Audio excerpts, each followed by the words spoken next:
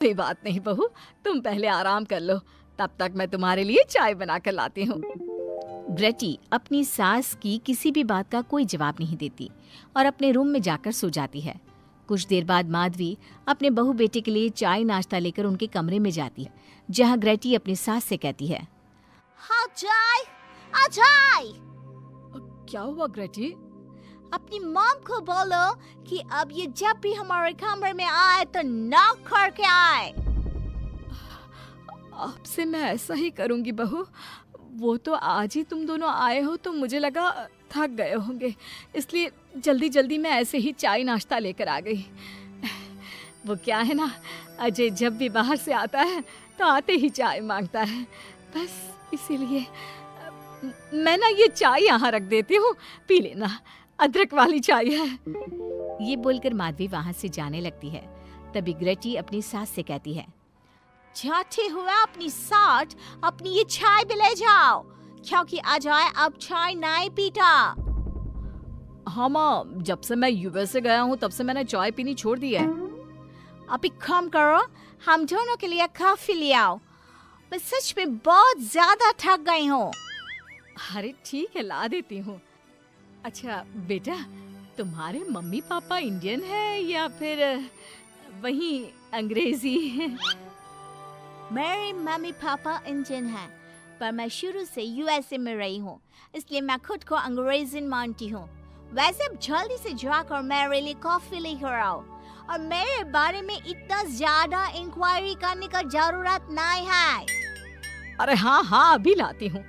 वैसे बहू, मैं तुम्हें ना इंडिया के सारे तौर तरीके सिखा दूंगी। अरे क्या हुआ, तुम्हारी परवरिश अगर यूएसए में हुई है तो इंडियन ही ना। आपसे ज्ञान नहीं मांगा है, अब कुछ देर के लिए हम दोनों को अकेला छोड़ दो प्लीज, हाथ छोड़ता है। अपनी बहू की बात सुनकर माधवी वहाँ से चली जाती है। माधवी का उतरा हुआ चेहरा देखकर रमेश माधवी से कहता है, हमने इस नालायक को बाहर पढ़ने के लिए भेजा था और इसने क्या किया, बाहर से अंग्रेजन बहू उठाकर ले आया। माधवी तुम बहुत भोली हो, पर मैं नहीं, ये लड़की हमारा घर तोड़ देगी, हमसे हमारे अजय को दूर कर देगी। देखा, आते ही कैसे रोब झाड़ रही है, जैसे तुम इस घर की नौकरानी हो। तुम उसको बोलो कि तुम इस घर की मालकिन हो और उसकी सास हो, वो वही करे जो तुम कहोगी। अरे आप बेकार में ही गुस्सा हो रहे हैं। बहू यूएसए की है, यहाँ नई नई आई है, उसको यहाँ के तौर तरीके नहीं पता, और वो मुझे अपनी माँ मानती है, तभी तो अपने नखरे दिखा रही है।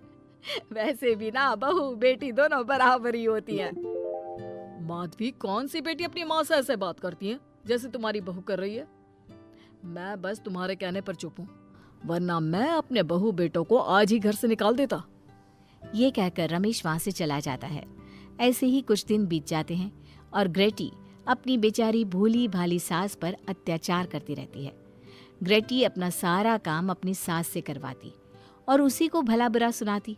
ऐसे ही एक दिन माधवी कपड़े धो रही होती है और ग्रेटी माधवी को सताने के लिए अपने सारे कपड़े लाकर उसे देती है और कहती है, मॉम्स, ये मेरे कुछ कपड़े हैं, जरा इन्हें भी धो दो। इतना बोलकर ग्रेटी तैयार होकर घर से जाने लगती है।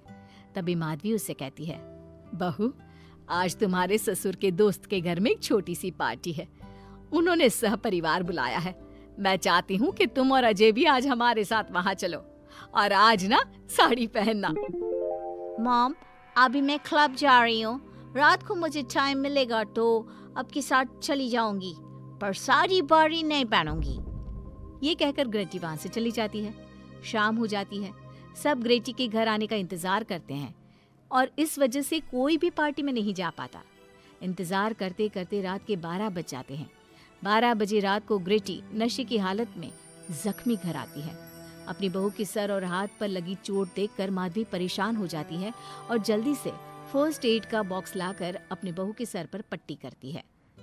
एक माँ की तरह प्यार करते हुए वो अपनी बहू से कहती है, बहू, तुझे चोट कैसे लग गई बेटा? मैं घर आ रही थी, एक बाइक वाले से मेरी टक्कर हो गई।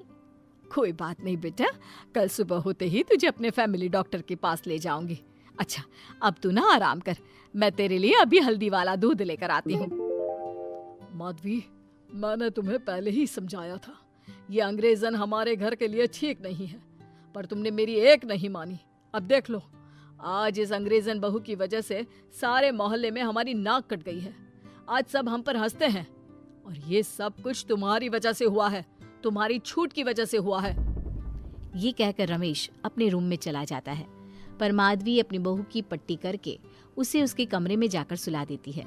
अगले दिन माधवी ग्रेटी को लेकर अपने फैमिली डॉक्टर के पास जाती है, जहां ग्रेटी देखती है कि उस डॉक्टर की बहू ने साड़ी पहनी है और एक संस्कारी बहू की तरह घर में पूजा पाठ करके अपने सास ससुर के पैर छूकर उनका सुबह सुबह आशीर्वाद लेती है।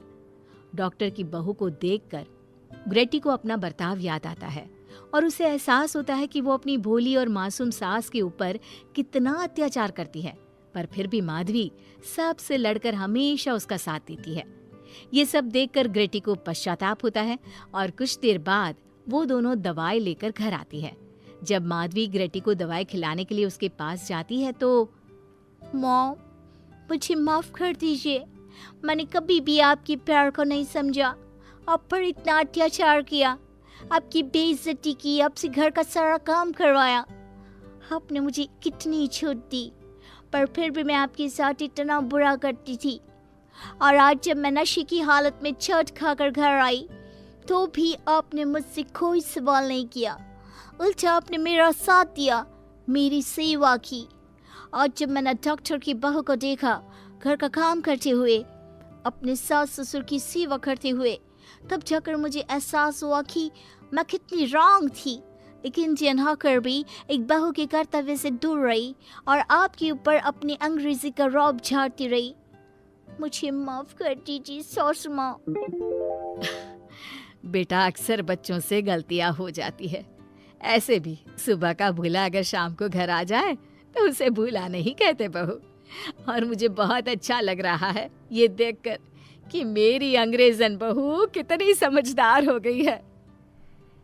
जिसके बाद माधवी और ग्रेटी एक दूसरे को गले लगा लेती है और उसके बाद से ग्रेटी एक संस्कारी बहू की तरह रहती है और अपनी सास को किसी भी शिकायत का मौका नहीं देती। अपनी सास ससुर की बहुत अच्छे से दिल से सेवा करती है।